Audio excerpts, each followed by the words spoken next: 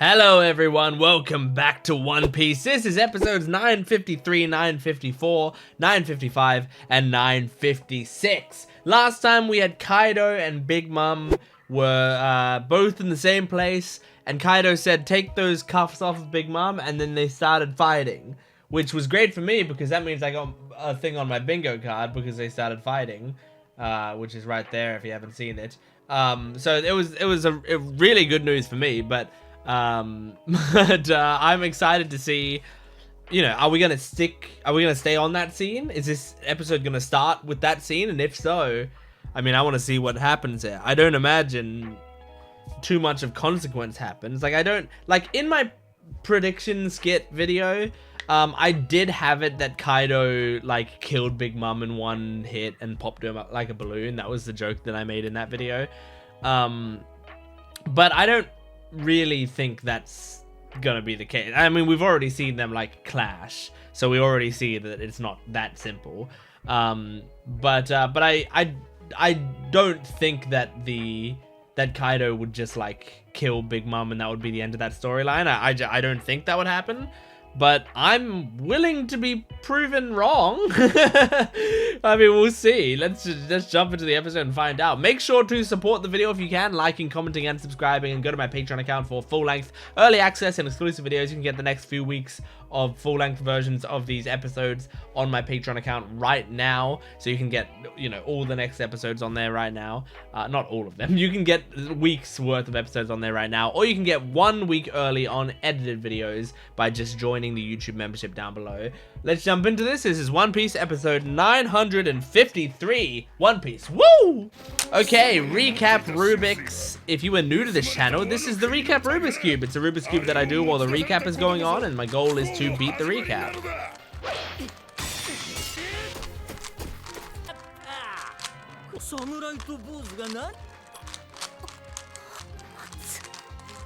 Okay, that's the cube complete, and this episode is going to be called Kawamatsu and Hyori. Troubled past? I don't know. Oh yes, okay. We're back to this. Oh wow, the animation there was sick.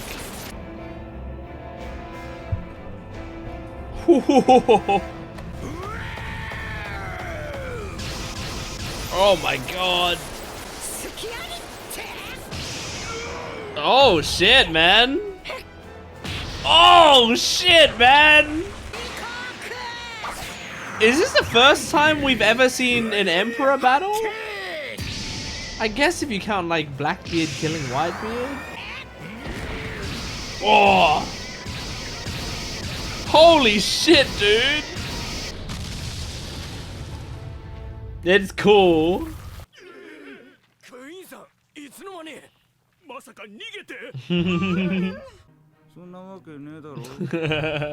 Queen's so good.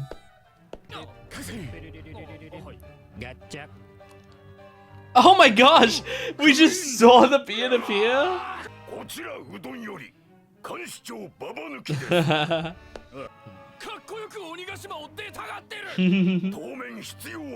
So what's happening here?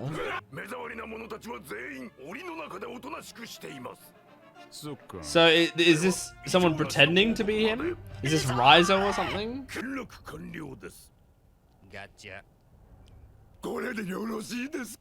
Oh. Oh my god! She can tame them! I forgot! I forgot that she can tame them because they're part animal. That's so crazy.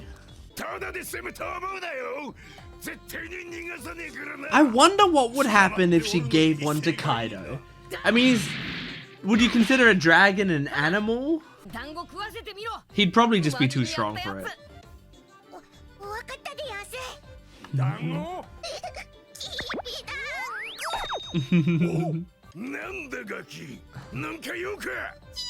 Aww. I love Tama's way of speaking as well. Her whole like Diansu or whatever she says in her sentences is adorable.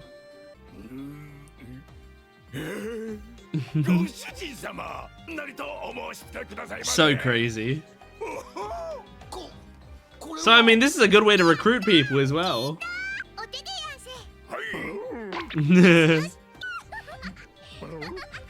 Aww. And she's always so nice to them once she, like, you know, tames them.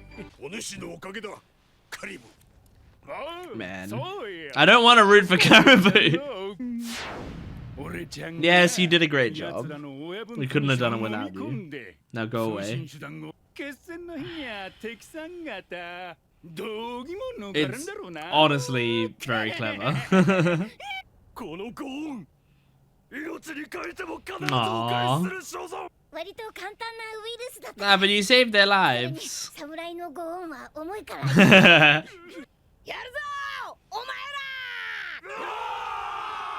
We have a loyal army here. What the heck? What's happening here? Oh, we did see a glimpse of these characters, right? Do they work for Hyo? Omasa. Tsunagoro. Ocho. Yatape.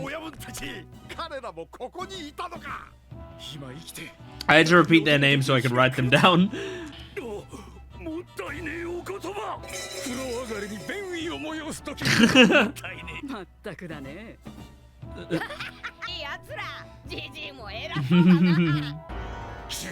Hey, he's earned the right to treat him like that. Oh no. Oh my god! Actually cut off his arm so I can check off a bingo. I can check off a bingo mark. Cut off a leg.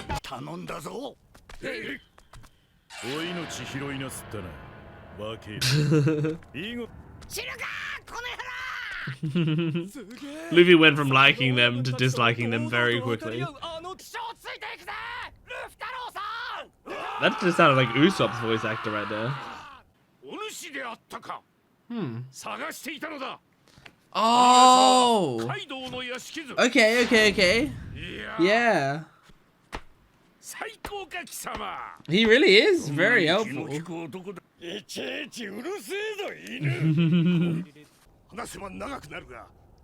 Oh yeah. How many? 3,500! Holy shit!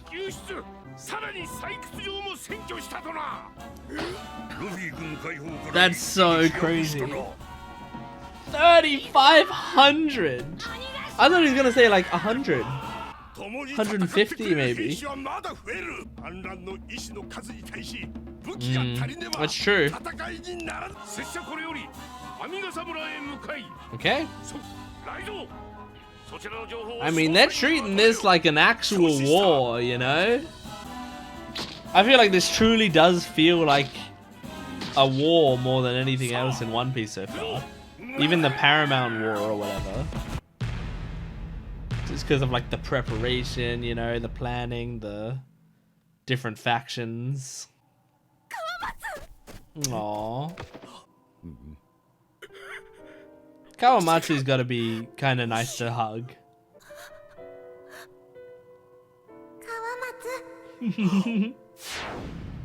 Aww. Did he like kind of raise you a little bit after saving you? So this is like a dad for you. Aww. Did she say that? I guess so. I didn't remember that. Oh. Yeah, but this is like the Tama thing, and she ran away so that he would only have to take care of himself. That's so sad. And so that's the last time they saw one another? Oh.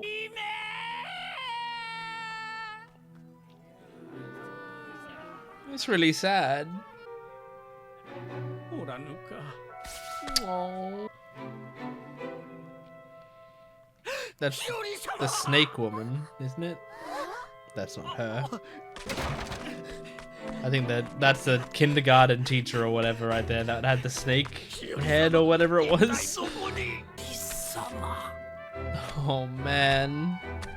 Ran himself ragged trying to find her. This isn't what ends up getting him in jail, is it? Because he ended up being captured. Man, he looks worse off without you, Hiyori. Not that you can see this. Oh.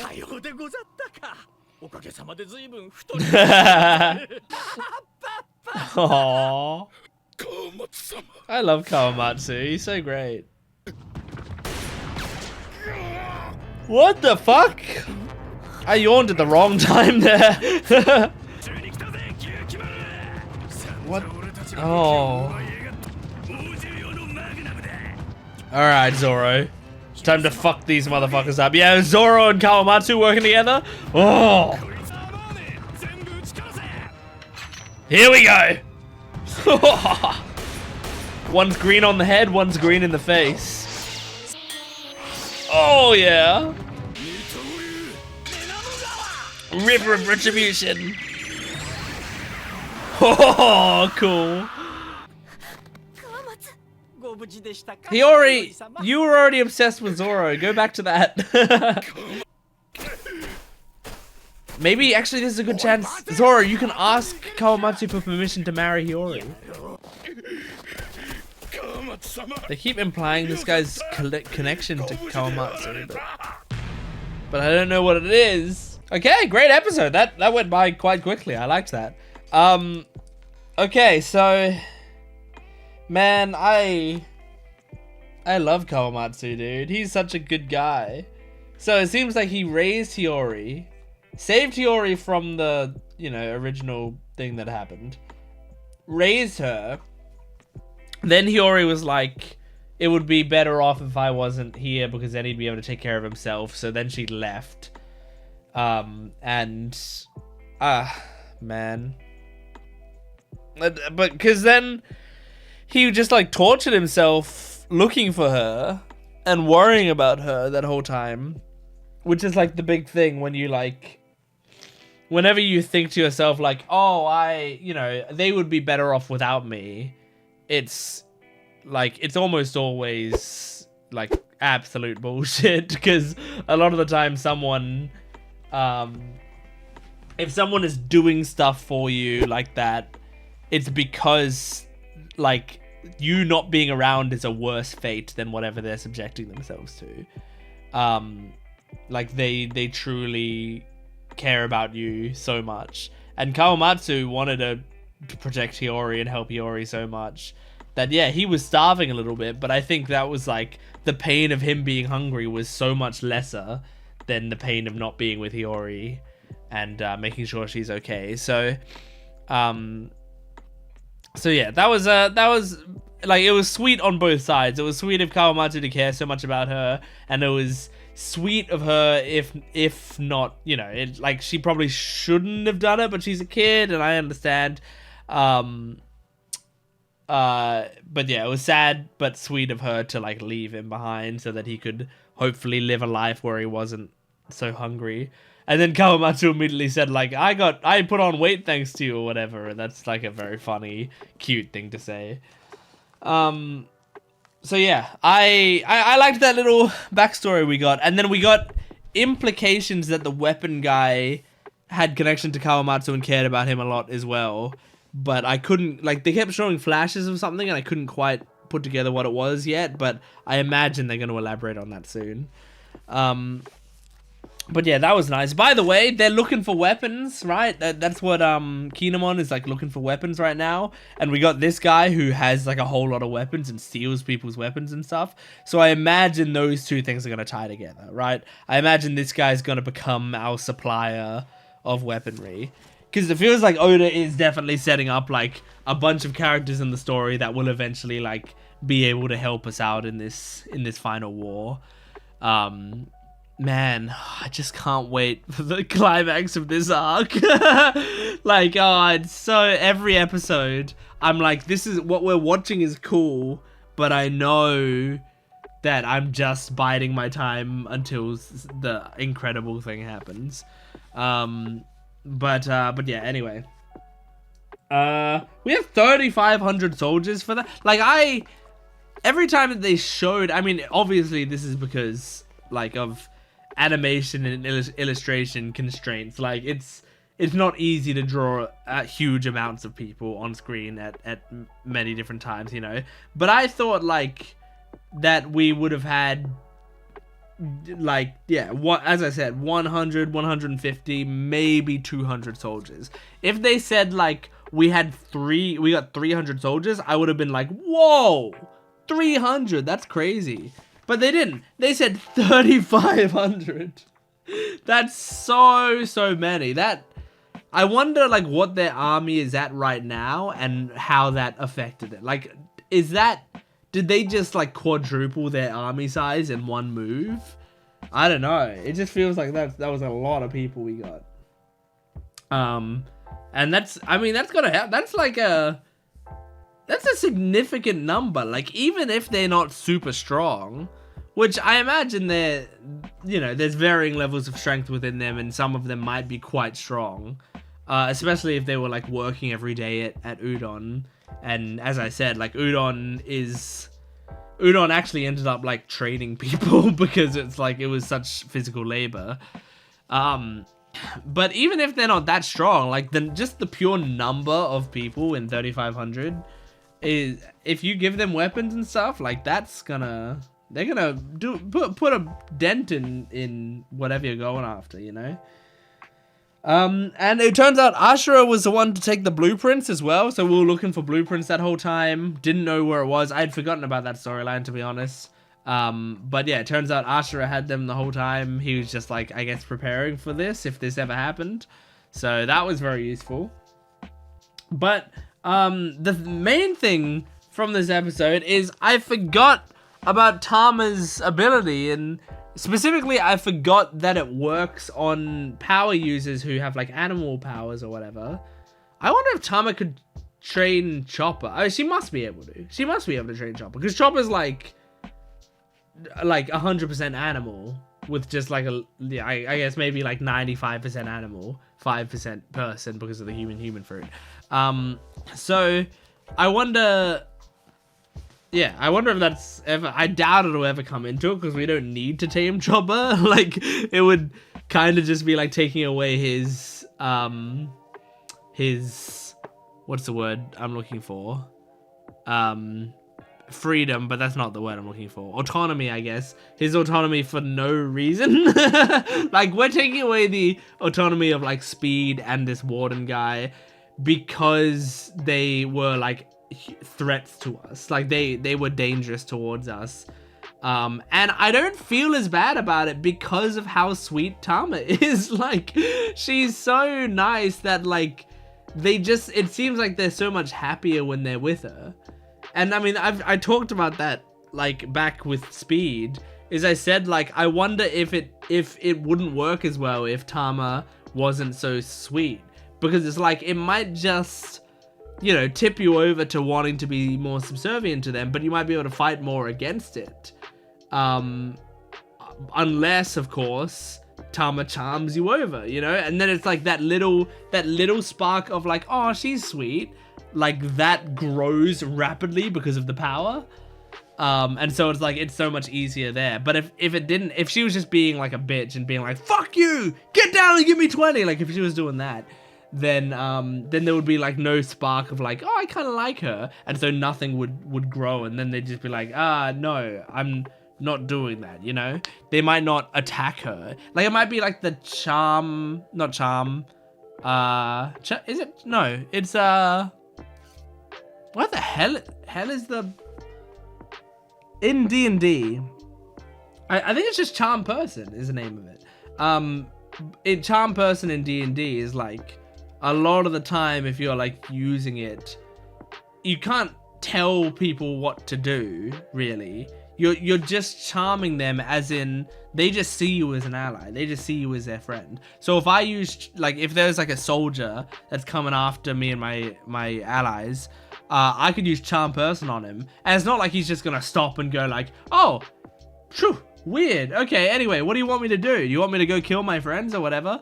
A lot of the time, what will happen is like they're charging towards you. You use charm person on them. You succeed, and then they might like still be charging after your friends, and you go stop, and they go, what? Why? I need to kill these guys. Like he would just talk to you like you're a peer, you know, but he wouldn't. So he, like, specifically, he would still see your friends as his enemies, and he would still see his friends as his friends. And if you were like, go kill your friends, he would be like, dude, no, they're my friends. Why would I do that?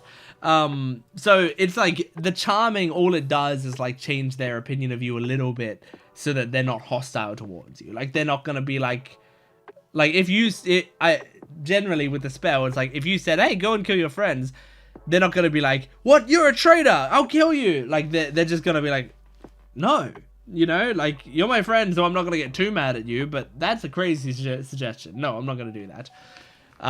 So I wonder if it's kind of like that if it's used normally, and then because she's so nice, she actually inspires so much loyalty that they do anything for her. That's just like a headcanon theory of mine. I don't think that's actually going to be the case. But I wonder if there's going to be any part of this show where like Tama just tries, like, as a last ditch effort to tame Kaido, and we just see like it not work, but maybe it like does something for a second, you know, like it slows him down for literally half a second, which is enough time for Sanji to kick him in the balls or something. Like just something small like that, because I don't think it would take, because like if we were going off that headcanon theory, that Tama could be the cutest in the world and Kaido would have no affection for her. You know, like at least the characters like Speed and this Sword, and like I feel like there could be a little bit of love in their hearts, maybe just the tiniest bit. But with Kaido, I don't see that happening. He's a very grumpy dude. So yeah. Anyway, I think we're gonna move on to the next episode. This is episode 954 of One Piece. Here we go. Okay, recap Rubik's. Here we go.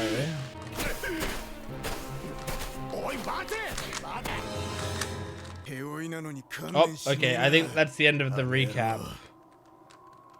That's how far I got. Oh, he got crushed by snow. Whoa, why is it letterbox right now? Whoa, why was that? Why are they doing this so dramatically? I wonder if this is gonna be like, there's gonna be a dramatic story to this. I don't know what the episode is going to be called. A dramatic story. It seems like Kawamatsu doesn't know who the sword guy is. Look, it's letterboxing again. What's going on? They're going to do like a full samurai movie? Kind of looks more cinematic as well. Oh shit. Damn! This is such an interesting choice for them to be going in and out of letterboxing.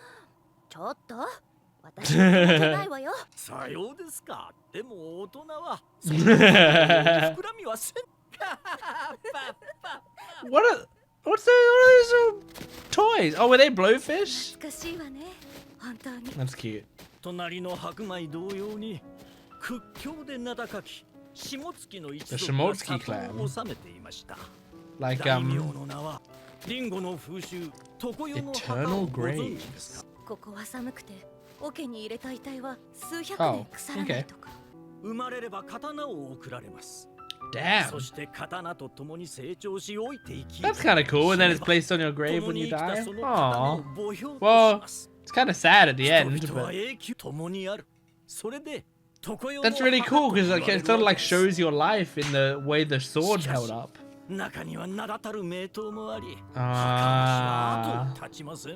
That makes sense. Oh god. Oh.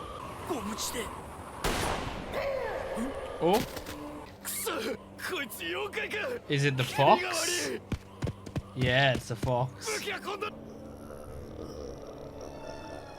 Man, the growl is so cute. Onimaru. Oh, it's like the Simpsons intro right there. Great job! Holy shit! There's a lot there. Oh. Holy shit! He's dead. Man, he was really good at taking in kids and taking care of them, huh? This is the second time he's done it. Aww. Nope, not interested. That reminds me, I forgot to eat dinner tonight. Oh. Aww. He loves it. What's he doing? Are you mad now because it looks like he's grave robbing? But what's he doing? Forgive me. Oh! Why? Toki's voice actress sounded a bit like Hancock, doesn't it? Ah, so you want to get the swords to prepare for the battle. Damn, man. He's like, no exceptions, dude. These are the swords of the dead. It's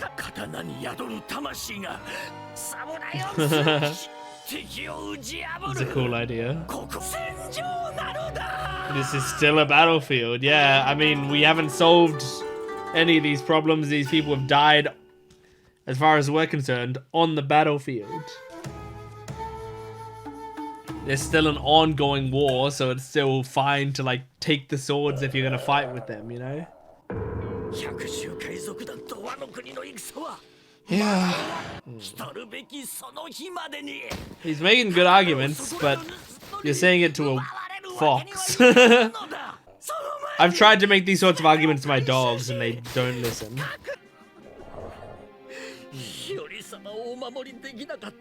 He might stop attacking because he sees how much pain he's in.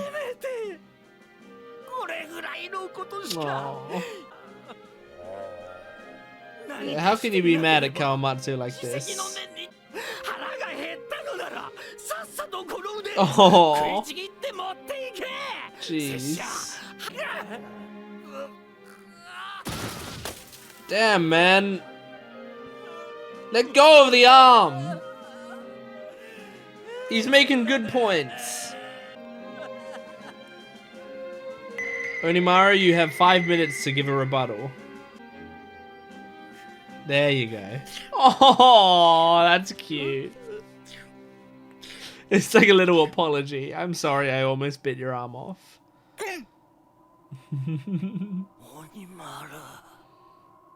This is a cute backstory. Is he trying to help? He's trying to help. Oh. This is nice. Another day to rob the graves. It's better you guys doing it than the other grave robbers. Damn, man, that's a lot of weapons. So what happened to all these weapons? Did the sword guy end up taking all of these?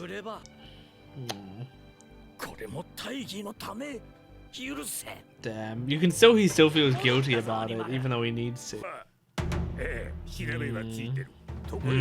These motherfuckers. Oh shit. This music is great. Whoa!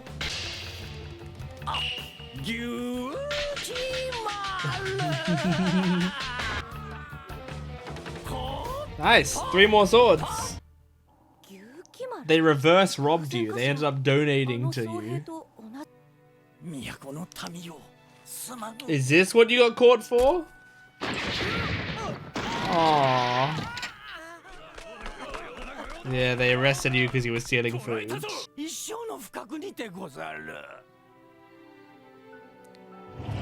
Damn, man. And then they put you in like a really deep, dark cave with cages on you and didn't let you out at all and fed you rotten fish. That's fucked. What if the guy is Onimaru? Doesn't he have facial markings that kind of look like him? I don't know how that would be possible. I don't know how Onimaru would become a guy. There's all the swords. Kinemon's hair. I love seeing it grow onto the snail. That's so cool. Don't worry, we got it covered. There's a fuck ton of swords around here. That's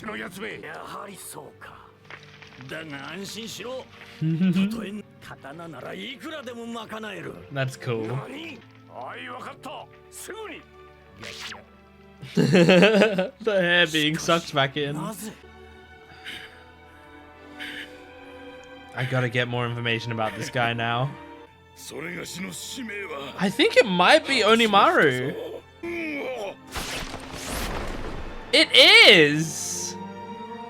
That's kind of cool! Aww. Well, I went from not caring about that guy to caring about him. That's very nice.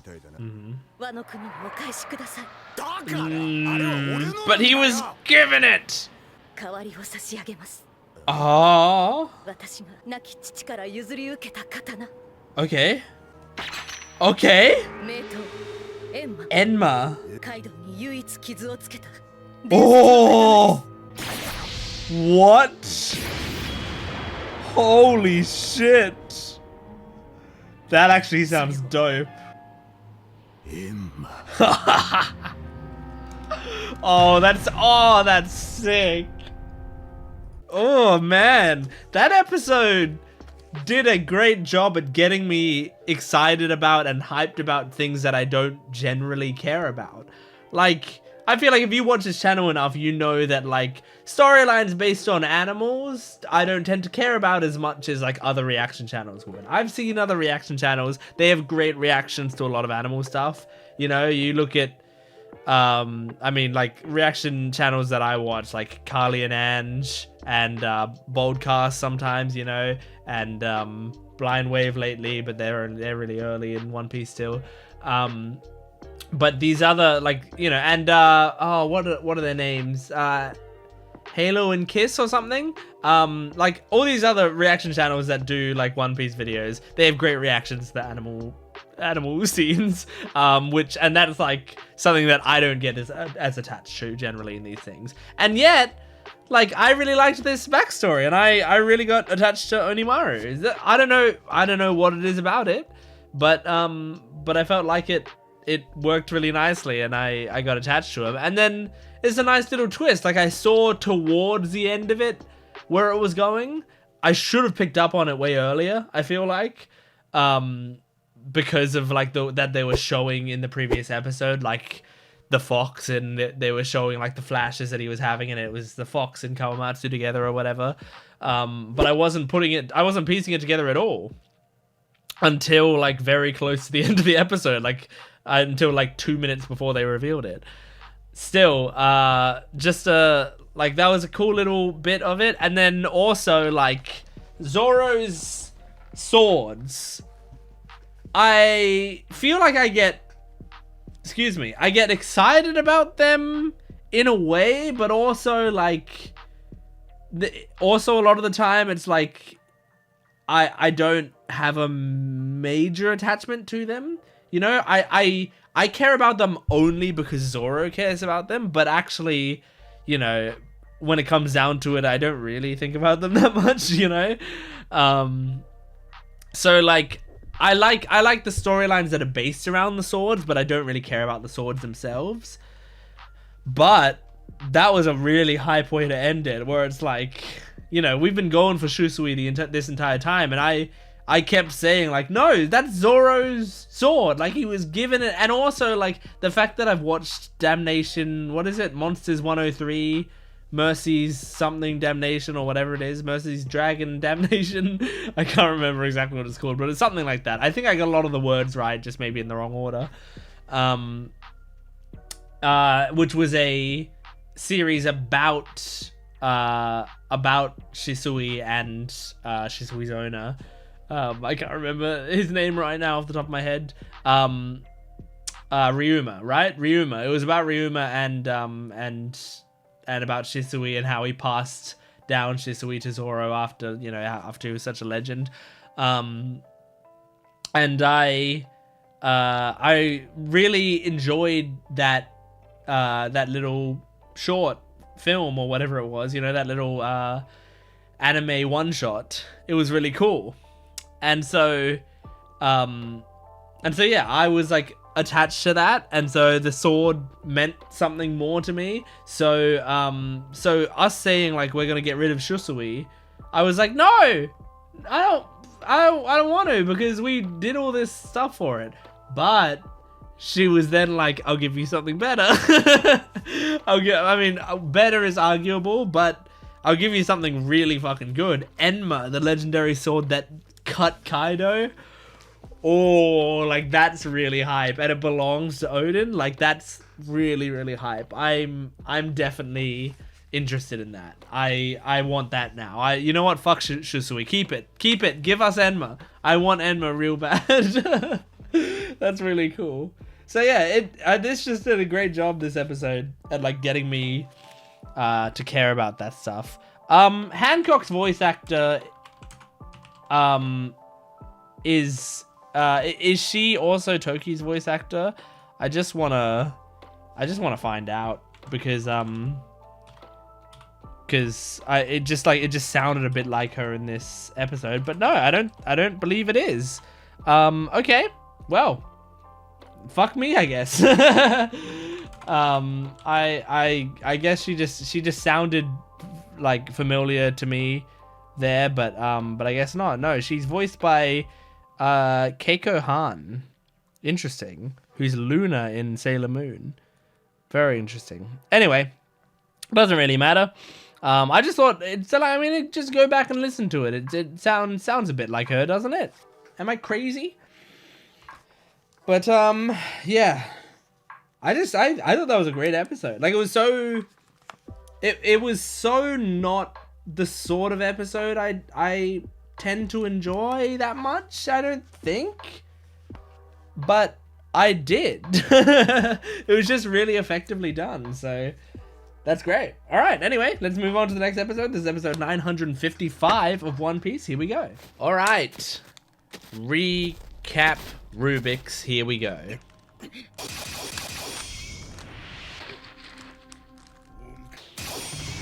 I'm like watching this scene again because I barely remember it.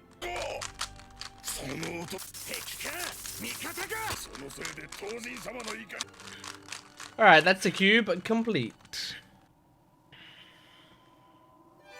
Okay, this episode's gonna be called A Legendary Sword.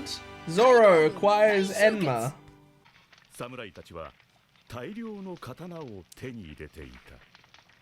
Look at that smile.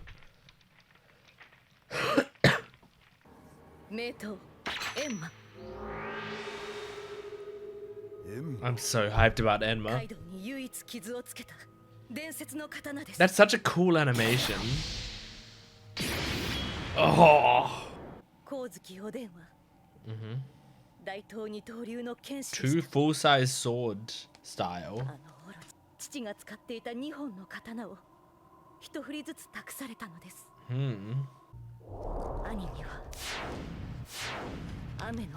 Ame no Habakiri.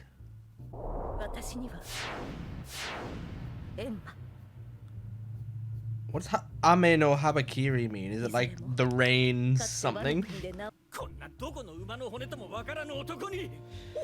Dubious? What do you mean dubious? A few times. He gave it to me! I know it's hard to understand because he's dead, but he did. Yeah. Moria did steal it. You're right. It seems fair. It's a good trade. Enma sounds awesome. He'll take it. Because then he gets to feel like he's doing the right thing, but he gets a really cool sword out of it.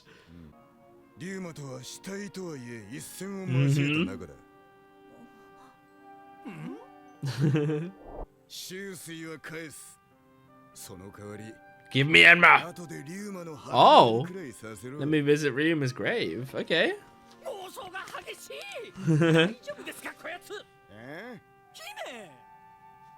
I think she believes him.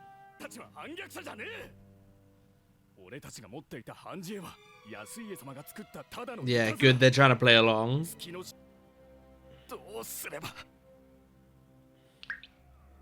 Oh, Hawkins. What the fuck happened? Did Law fuck Hawkins up? What? What? What happened?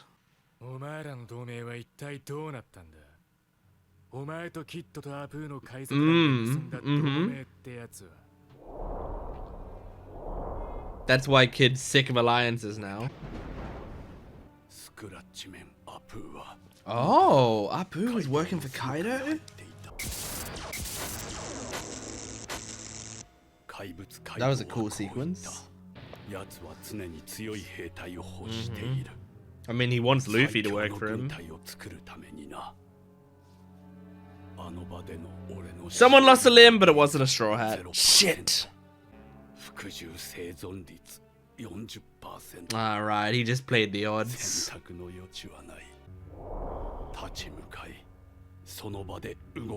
Damn. Damn, they stood up to Kaido like that?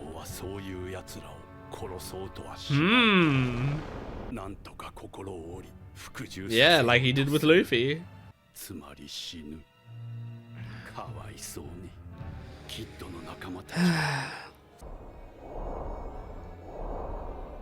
Oh.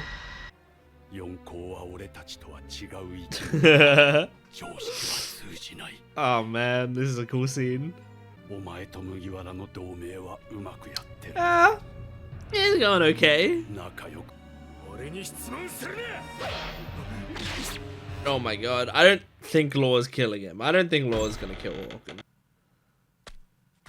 Who this?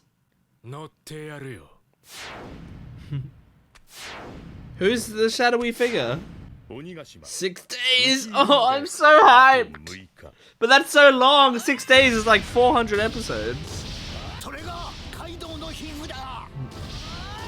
Oh.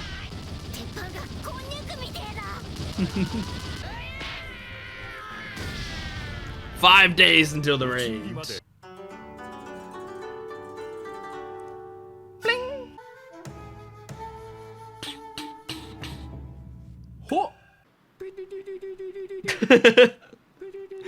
How is it still funny 950 episodes in? Okay, good. You're spreading around the word to change it. What if people add the lines in the wrong place? What does it mean? How does it change it? Everyone has to do a riddle?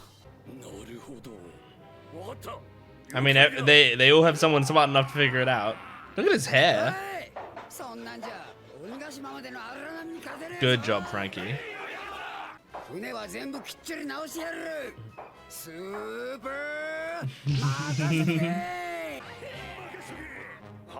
There was kind of a panda man there. Hey, Nami. It's been a while, I feel like, since I've seen you. Yeah, tell me. You need to be a local. Okay. This is cool.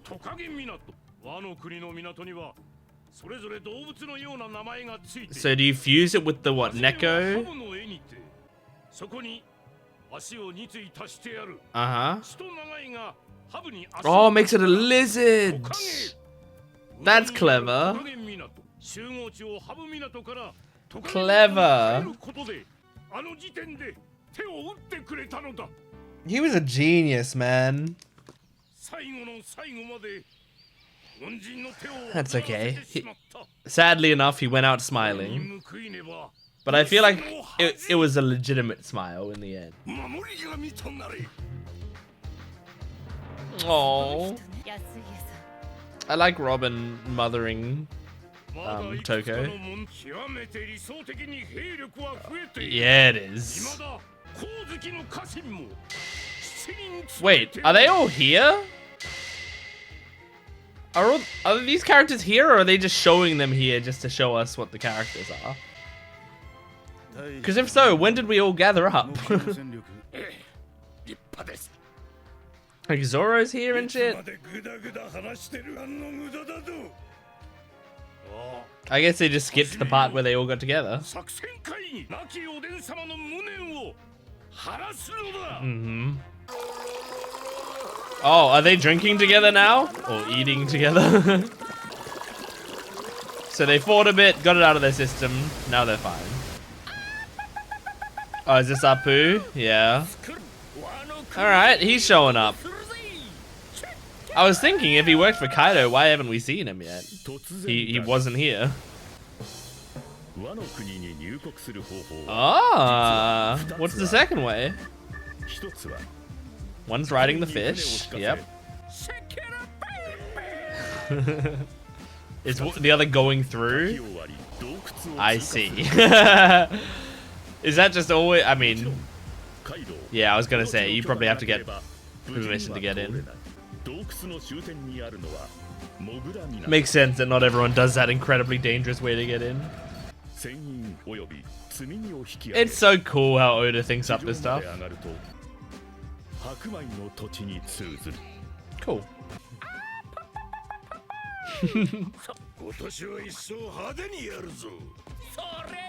I mean, Kaido seems to like Apu. He's like smiling while chatting to him. Oh my god. Who's this? This is one of the guys from Punk Hazard? Looks like one of the, you know, the Yeti. Oh no, it's like a dinosaur. Whoa! It's like a lot of... Oh god. Just like an army of kaiju. The numbers. Okay. You two are just best friends. They said emperors are different kinds of creatures.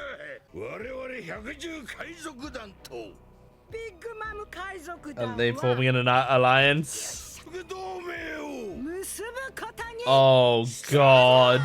Oh god. What the fuck? Are they forming an alliance just over their hatred of Luffy? And then what, you fight over the world? Yeah. So make sure you get a hold of the world and then kill each other.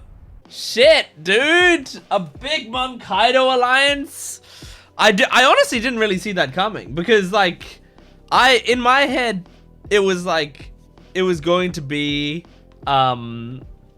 like, Kaido is one faction, the Straw Hats are another faction, and then Big Mom was like a third faction. And if anything, we'd use Big Mom to try to take out Kaido or weaken him or whatever. But that's not what's happening. They're just straight up having Kaido and Big Mom work together, which is very dangerous. I mean, I don't know if that's gonna stick. I don't know if it is and how long it's gonna stick, but it's certainly very dangerous, because it just means our danger has doubled now. Like, if we have to deal with Big Mom as well, like, I don't know how the fuck we do that. Like, I'm already thinking, like, the Kaido fight seems like it's gonna be insane. But does that mean we're gonna have to fight Big Mom? I mean, it kind of makes sense, because it's like, we've set up this Big Mom, like, problem, and we have to deal with it at some point. And, like, is she strong enough of a villain that she's gonna continue to be, like, the main villain for, or, like, a main villain for, like, 3 major arcs in a row? Like, maybe not. So it might make sense to deal with her here in this arc, you know? Because if we have Whole Cake Island, which is, like, she's the main villain, and then this arc where she's, like, a major villain in it, and then we beat Kaido and then we move on and she's still chasing after us, then the next arc we still have to deal with her. Like, it might, at that point, it might be too much for the fact that, like, she's a good villain, but is she that good that we want to keep her around for that long? Like, I don't think so. I don't think she's, like, she's that strong a villain. Like, I would think even, like, Kaido would be a stronger, like, reoccurring villain. You know, Blackbeard's a great reoccurring villain, and that's why it's good that they've kept him around. Smoker, if you call him a villain, like, antagonist, you know, Smoker's an incredible antagonist.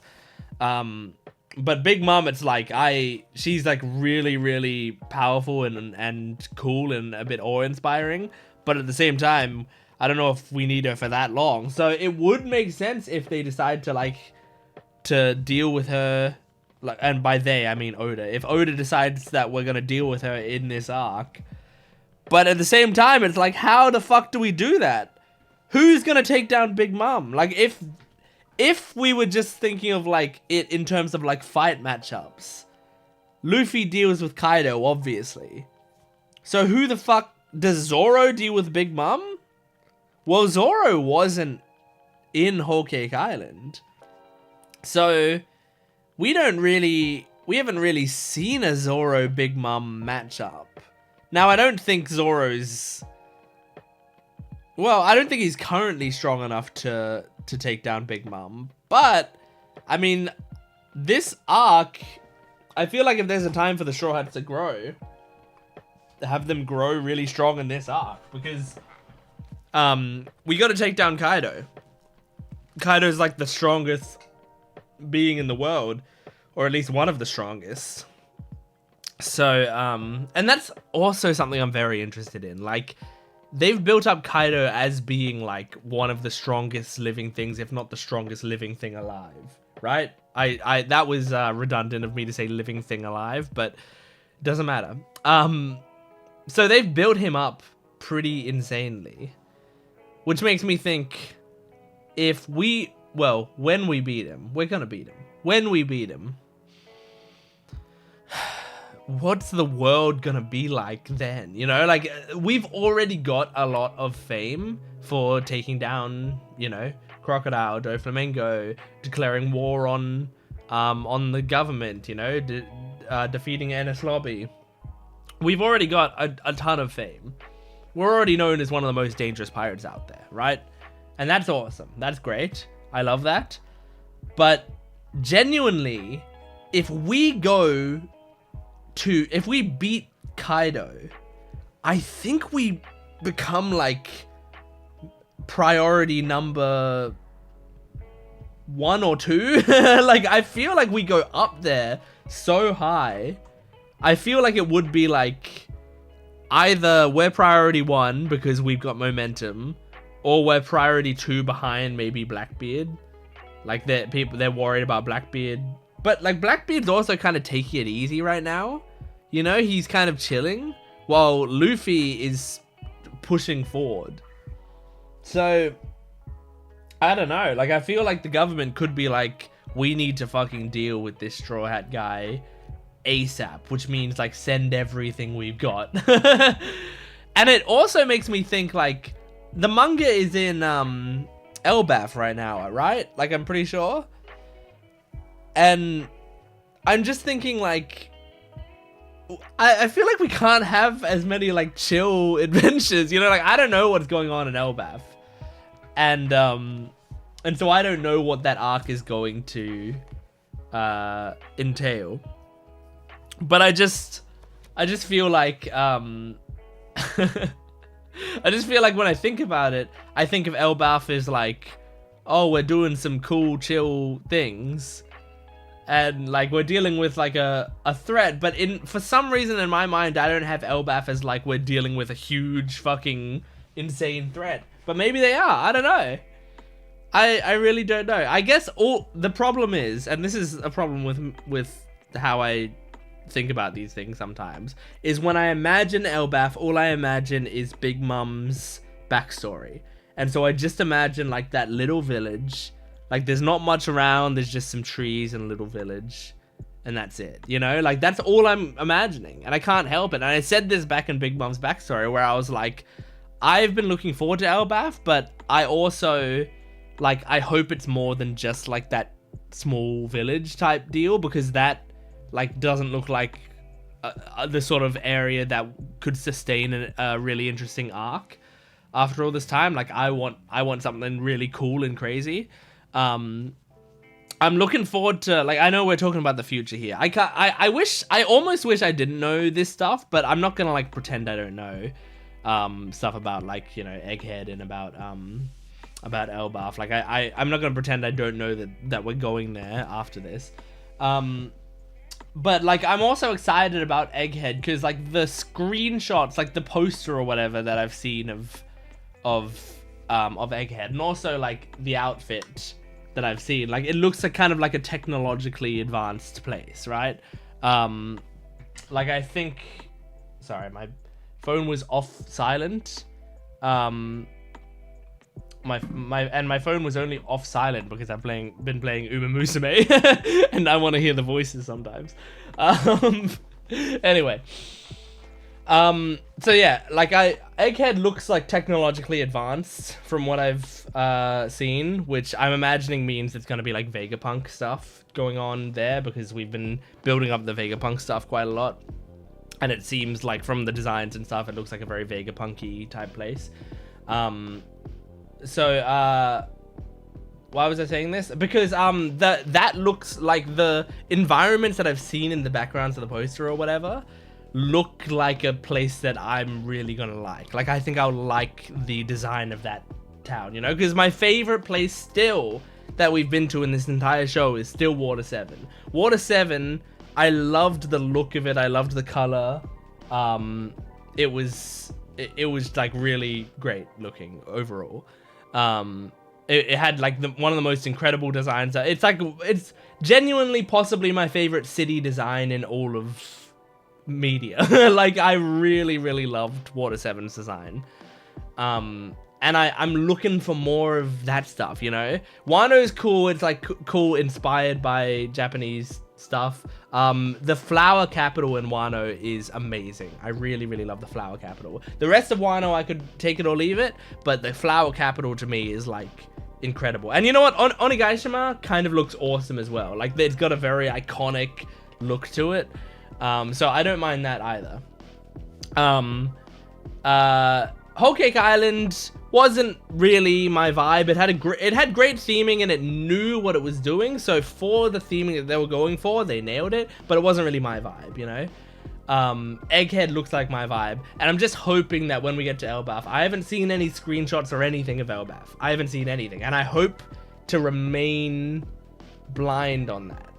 Like I feel like, am I gonna catch up? I feel like I'm gonna catch up before Egghead is done in the anime. I'm guessing that I'm gonna do that. I don't know how far Egghead is from being done in the anime, but I feel like I'm catching up before then, or at least towards the start of Elbaf or something. So hopefully, because when the point at which I'm probably gonna start getting spoiled on what Elbaf stuff looks like is when the anime gets there. Because then I start to see posters, I start to see people doing fan art, and I try to avoid it, I try to scroll past it, but it doesn't always, you know, it gets in my brain. I can't, like, sometimes I look at something because I don't know what it's going to be, I don't know that it's going to be a One Piece thing, and then I look at it, once I take in the information, then I'm like, oh shit, that's One Piece, scroll, but then I can't stop thinking about it, you know? you know when you like see a spoiler to something and you're like, oh my god, that's a spoiler, I need to erase it from my brain. Okay, think about something else, but then you just can't help. You just have in your head like Usopp died, you know? That's not a real spoiler. Oh, at least I don't think it is. I haven't even looked at my notes once in this. I've been discussing for a little while and I haven't even looked down. Zoro wants to visit Ryuma's grave, which is cool. And that's nice. I feel like it's nice because Oda had set up the Ryuma stuff and then like, you know, Ryuma gave him the sword or whatever.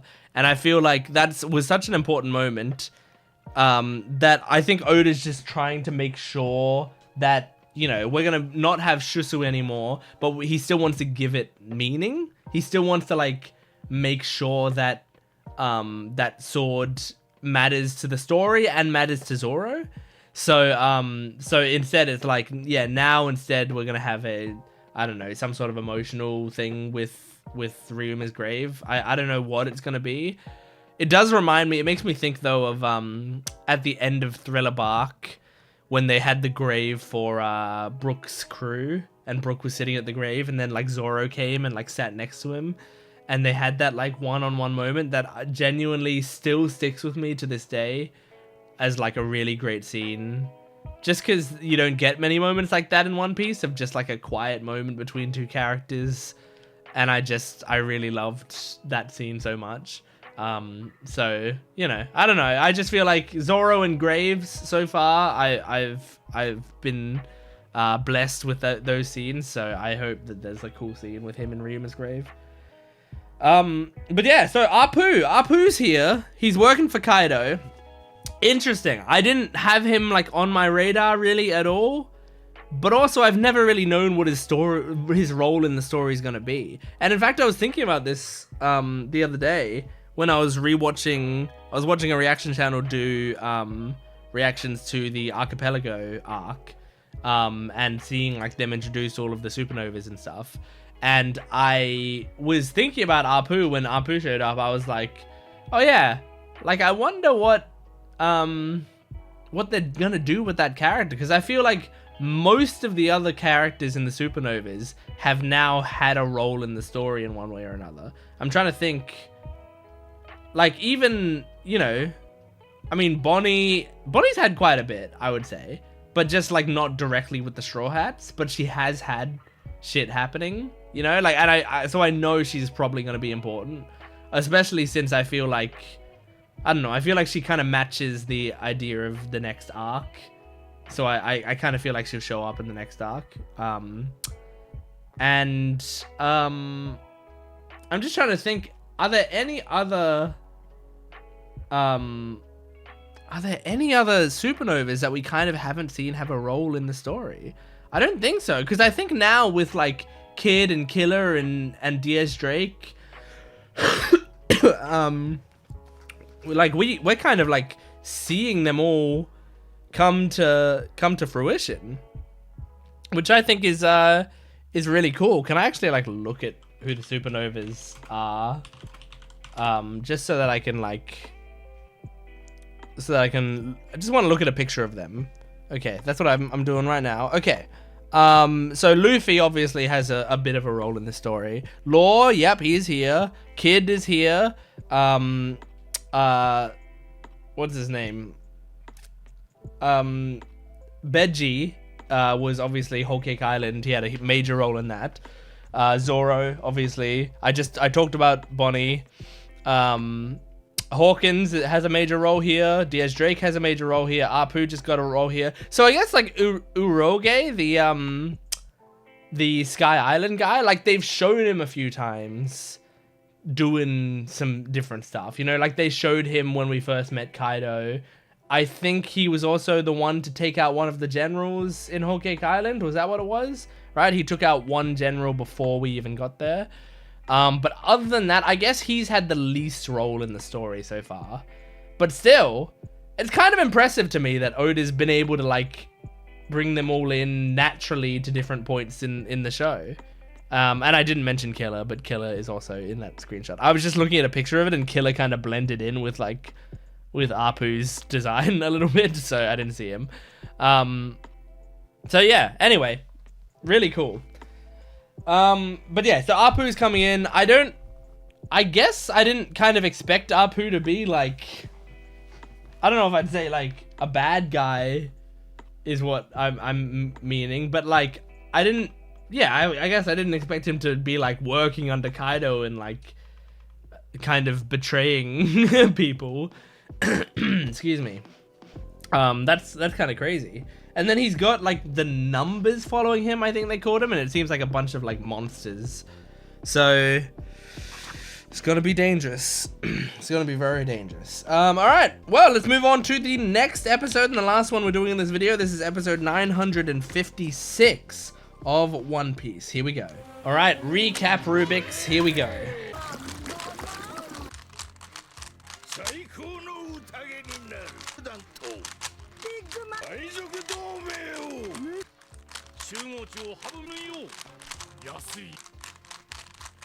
Alright, that's the cube complete.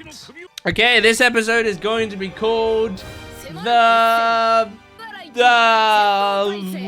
don't know what to expect from this episode now. I have like not many expectations. What's happening? Aww.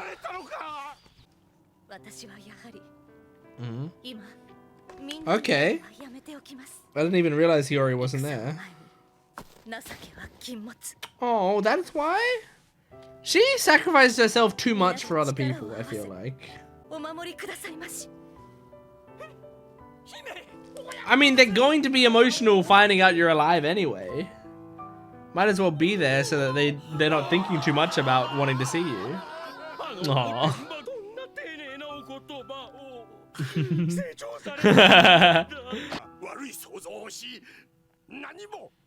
Aww. Where is she? See, I mean, they're getting emotional before the battle anyway. They should just be able to see you, Hiyori. I feel like I'd be more distracted in the battle going like, I need to see her again. Aww. They did say she was a little shit, right?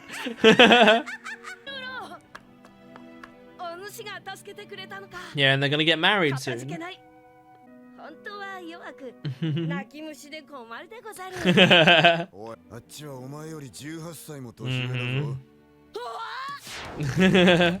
Oh no, he's gonna think of being drop kicked by a woman. That'll kill me.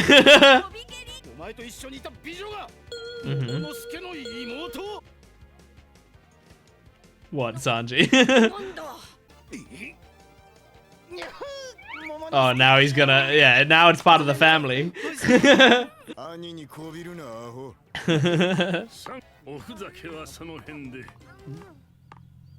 It's this guy. Okay, what's... Right, I forgot about that.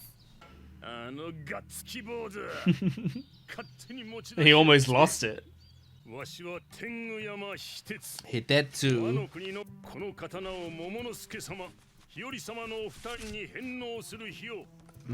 Oh, so this is the two blades. Ahmed no something and Enma.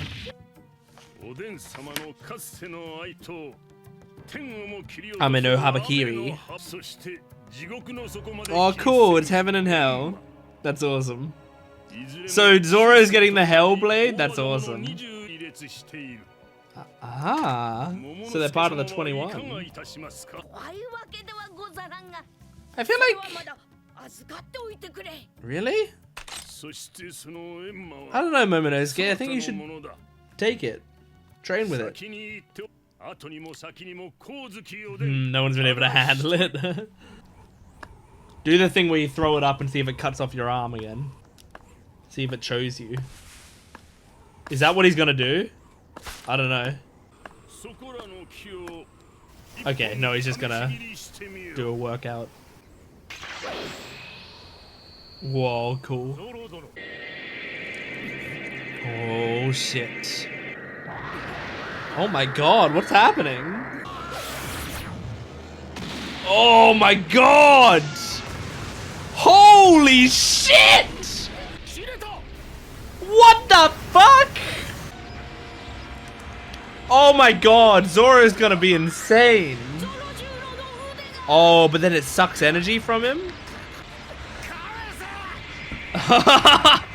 He demanded it give it back.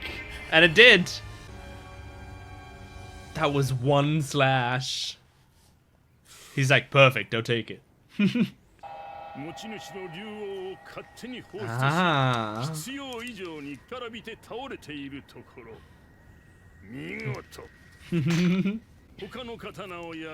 Nope. It's great.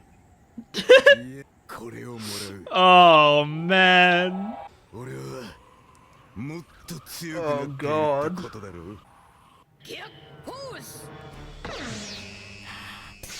Oh yeah, Luffy. Oh yeah, I love seeing Gear 4. These episodes are great. I'm having a great time lately.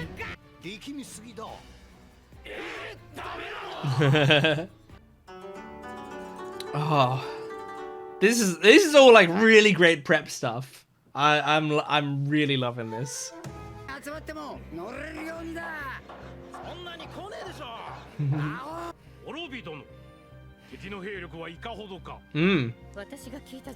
She's got information. 20,000 troops. Plus 10,000. Yeah. Is it good to just be like constantly attacking like that? Maybe you should take it slower. Do like one at a time and see how it feels, then another, and then see how it feels.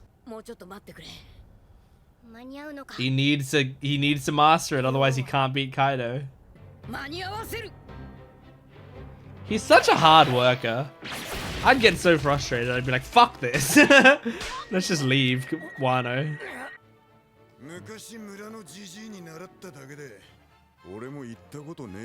You've never said it? So Zoro might do a Sanachi at some point. Aww. Okay. This is awesome. This is some real prep. Nice. Aww. Look how cute Kiku is, clinging to his arm.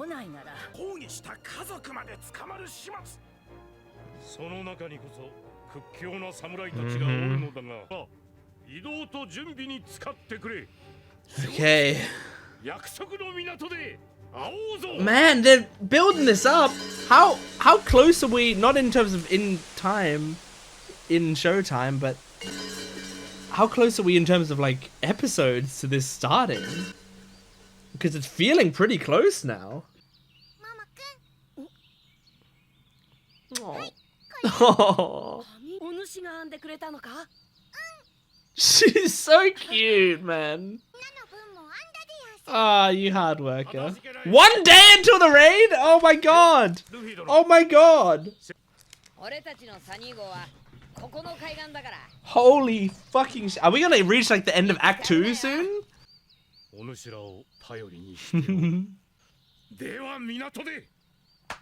Aww. Oh my god! It's the end of Act 2! That's a song! Like, they wouldn't play this song right now unless it was the end of Act 2, right?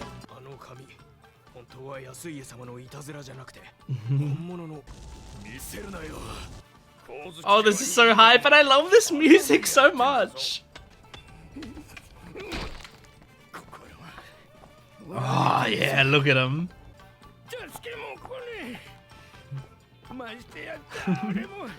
I forgot Carrot was here. Oh, God. Aw, that's nice. Oh, Toko. Oh, they had a petrograde.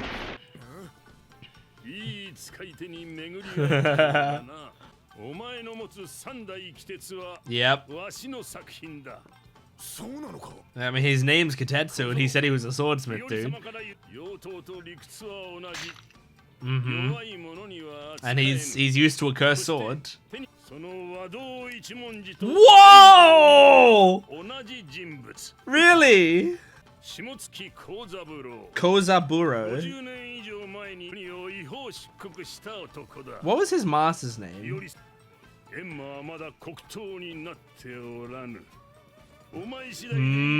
Oh my god, that's so hype. Yeah, this is so genius.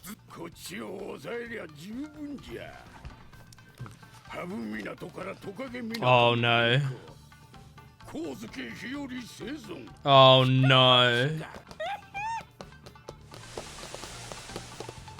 Who gave that information?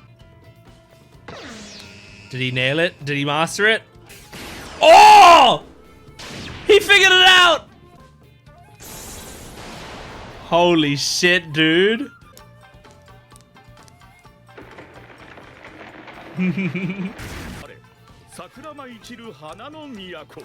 Hell yeah. The days come! The battle that might sway the fate of the world. Act 2 over! Hell yes! Oh, there was a cute little announcement at the end of that episode, like right before the preview happened, of like Chopper and Luffy talking about the 1000th chapter about to come out. That's cute. What an amazing episode. That was one of my favorite episodes of Wano so far. I loved that episode. But it makes sense because I also loved the end of Act 2. Like whenever that music kicks in and they just like start showing us like only important things over and over and over with that like incredible music going on in the background, it's so great.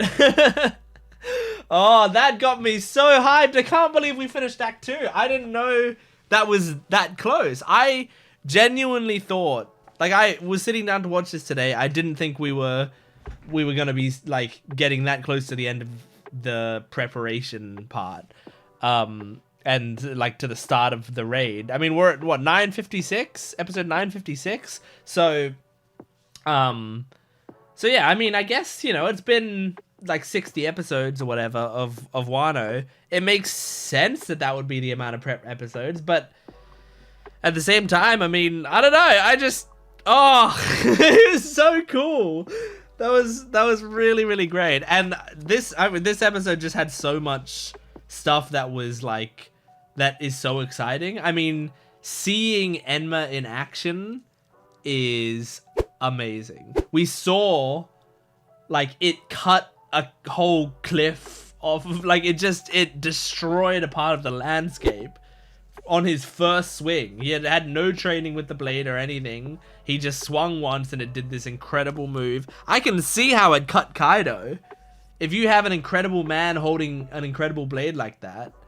And then they said that it was the same person who did the Wado Ichimonji. That's really cool. It was Shimotsuki, right? So I know that Shimotsuki is the last name of his trainer, you know, the guy back in his village. But I don't know what his first name was. I don't know what his given name was. All I know is that his last name was Shimotsuki, and obviously his daughter was Queen of Shimotsuki.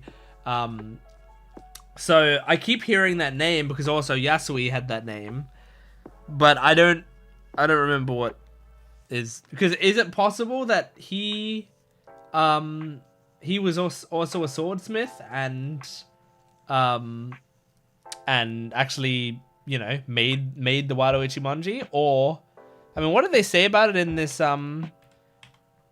episode? So the legendary swordsmith Shimotsuki Kozaburo, more than half a century ago, he illegally departed from this country. So he left Wano. He wasn't allowed to, but he left Wano, which would make sense for why he went to the East Blue, like if it was him, you know. Wait, is Zoro from the East Blue? I think so, right? Hiyori Hiyori-sama might have given you the memento from her father because she recognized that sword. Yeah, okay. Yeah, so he's saying Hiyori might have seen the Wado Ichimonji and gone, hang on, that's like the Enma, and then was like, yeah, you should have hold of the Enma if you give us back Shusui. So yeah, I wonder, because I don't remember if we ever got the name of his master other than Shimotsuki. We might have, we might not have. I really don't remember. I mean, look, I think you can forgive me. I mean, even though I've rewatched those episodes kind of recently, I think you can forgive me for forgetting stuff that happened once 900 episodes ago. But maybe you can't forgive me because I have watched the live action a bunch of times, and I have watched those. Like I've probably watched that flashback episode of Zoro and his village 4 or 5 times. And then I probably watched the live action version of it 8 or 9 times. So I've seen it a lot. But I don't remember what his name was. But it could be cool. I mean, I feel like if that was, well, Zoro might genuinely not know his name. But because I was gonna say, like, I feel like if it was him, if Kozaburo was Zoro's master, Zoro might have had more of a reaction to it. But I don't know if he knew his name, you know? I think he might have just called him, I don't even know what he called him, old man? Like, that kind of sounds like what he would say. Or just sensei or something? I'm not sure. Anyway. So, yeah, all the Enma stuff in this episode was awesome. They also, I feel like they set up, like, the Tsunachi word that Zoro, you know, taught to Momonosuke. There's so many words and names in this arc that, like, it's filling my head. But the Tsunachi word, like, we saw a little bit about, like, what it means. What was it? It was like surrender your lives and do something. I'm sure I have it written somewhere. I must. Like, it only makes sense for me to write it down when they said it. Tsunachi. There we go. Surrender your name and be child? And be children or something like that. Surrender your name and something. But the point is it's supposed to be like put it all on the line and die? Was that what it was? I can't fully remember like what the full context of it was, but Zoro said he's never said it before, which is totally a setup for him saying it at some point and it being like a hype moment. Like they're absolutely doing that, right? So yeah, I wonder about that. Man, I can't believe, like, next episode. Well, I was gonna say next episode we might start the raid, but after the first act completed, they had like an intermission thing where oh my god, next episode might be awesome because like after the last one, we had like a little episode that was like the go check on the rest of the world type episodes. So we might get that again. And in fact, what was it they said at the end here? They said, okay, the sky is clear and cherry blossoms bloom or whatever. The day of the fire festival has finally come. Meanwhile, in the shadows, the battle that might sway the fate of the world is about to begin. When I first read that, I thought the battle was the Kaido thing. But they're saying in the shadows. They're saying meanwhile as well. Like, they were talking about well, I don't know. Maybe they're talking about the Kaido thing. Because, like, here's my 2 interpretations of it.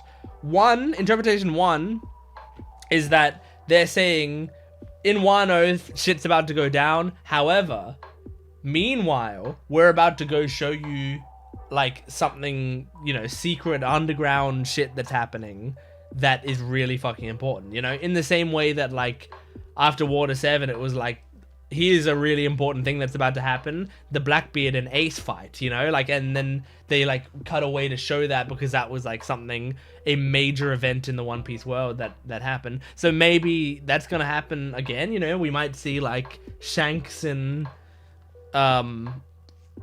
I don't know. I don't even know who. Shanks might meet up with Blackbeard, you know, and they fight or something like crazy like that.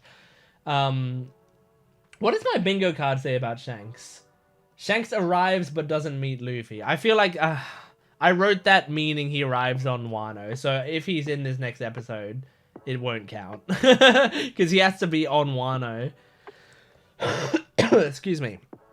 Why did I even like do the but doesn't meet Luffy? I mean, like, that's probably a given anyway. I don't think he's gonna meet Luffy even if he does come to Wano, no matter what.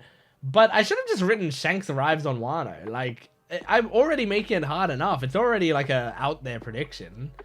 Anyway, so that was interpretation 1. Is that they're saying here's Wano, and then now meanwhile we're gonna shift over to this important thing. Interpretation 2 is they're saying the flower capital, you know, there's stuff blooming in the flower capital and stuff. Meanwhile, in the shadows, as in like, you know, the samurai that are building up the revolution, that's gonna be a war that's gonna affect the fate of the world, you know? Like, meanwhile, in the shadows, they're preparing the raid and they're about to attack Kaido. That's what they mean by in the shadows. So it could be either one from my interpretation of it. But we'll probably see next episode. I mean, if next episode I sit down and we see something that affects the fate of the world, then I guess that's what that means. Wow. I mean, I might end up watching the next few episodes like soon, you know, like I might end up recording that video soon because I cannot wait to see what happens next. Yeah, these episodes, I mean, after I was saying how like impatient I was, and how I was like, oh, I just know, like, they're doing a lot of good setup, but I just know it's gonna be so hype when they get up to the good stuff. I didn't realize that we were gonna be ending Act 2 so soon, you know? I feel like I would have been less impatient if I knew that we were like ramping towards the end of it. So yeah, really cool. Oh man. All right, we gotta watch a One Piece song now. That's what we gotta do. So if you are new to this channel, or if you haven't ever stuck around this long in a video, shame on you. We always watch a One Piece song at the end of each of these videos, one from the One Piece album or series of albums or whatever it was. Today, oh my gosh, there's a big one today. This one's called Family, and it's the 10-member Straw Hat Pirates version. So it's all the Straw Hats, including Jinbei, singing a song together called Family. Oh my gosh, this sounds fun. Okay, let's check it out.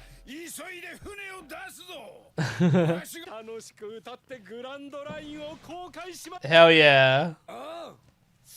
Are they all gonna get a line? No, okay, just a few of them. Oh! Oh, this is so cute! Oh, this is adorable! Oh my god! I think we have a contender for my favorite song already. Yes!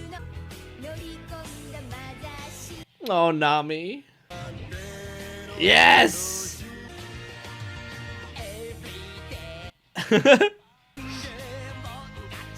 Oh my god, I got the biggest smile. This feels perfect after finishing Act 2. Oh! Luffy's voice actor's killing it. I like all the women singing together, like the women voice actors.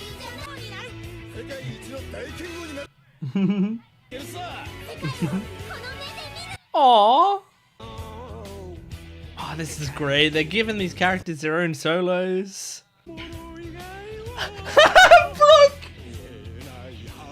Really high notes.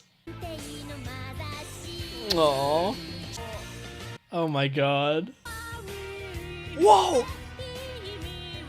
What the heck, Robin? I've never heard her voice do that before. It was like she was being silly. Oh, this is great.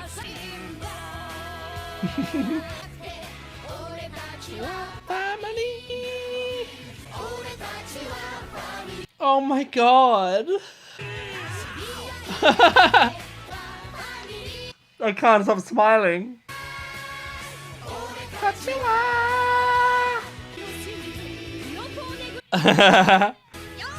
She just had to sneak in her dream.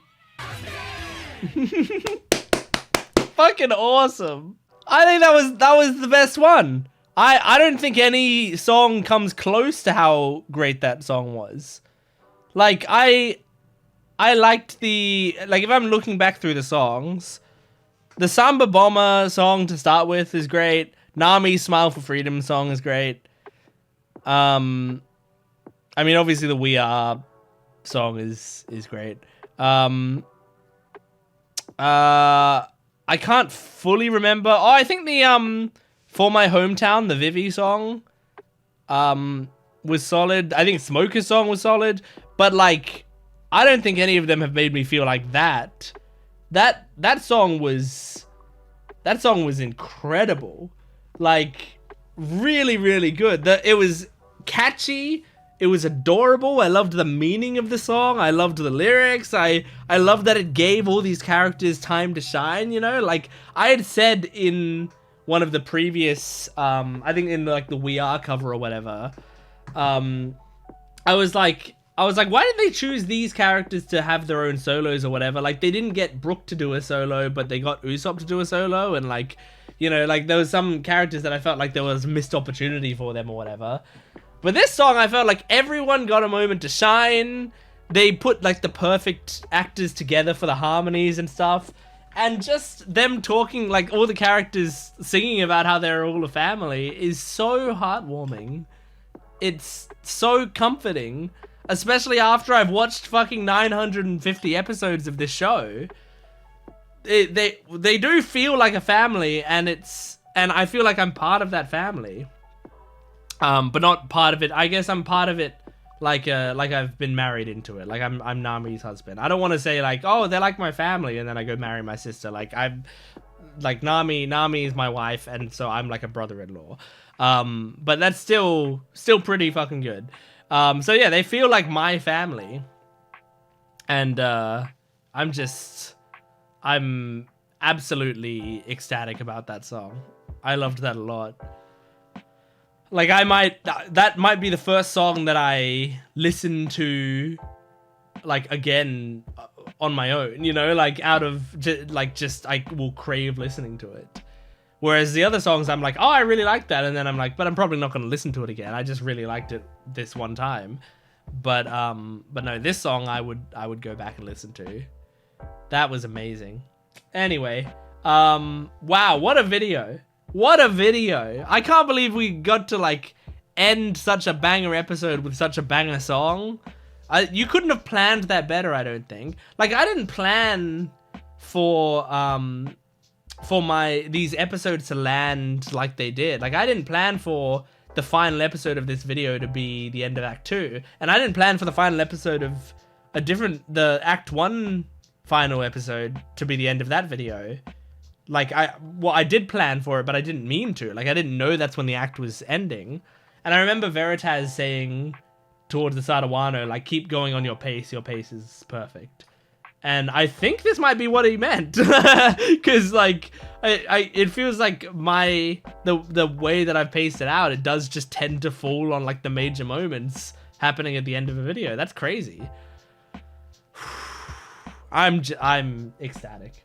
All right, well, that's One Piece episodes whatever to whatever. I'm dizzy from how happy I am. Thank you for watching. Make sure to support the video if you can, liking, commenting, and subscribing, and go to my Patreon account for full-length early access and exclusive videos. I'll see you next time. Goodbye.